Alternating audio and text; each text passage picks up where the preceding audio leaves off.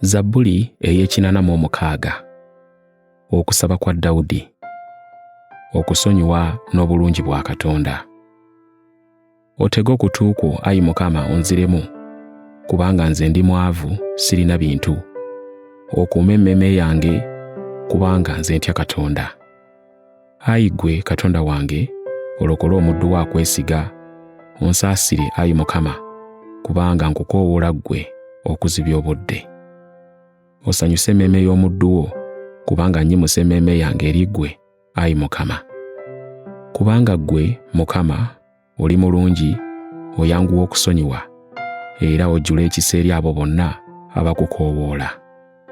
Otege okutu, Ayi Mukama, eri okusaba kwange, owulire eddoboozi ery'okwegayirira kwange.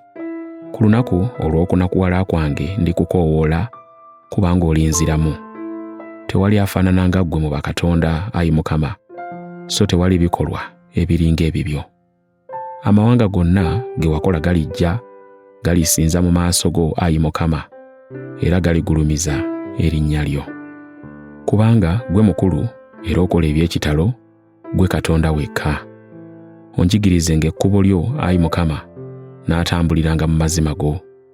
Ogatte wamu omutima gwange gutya erinnya lyo.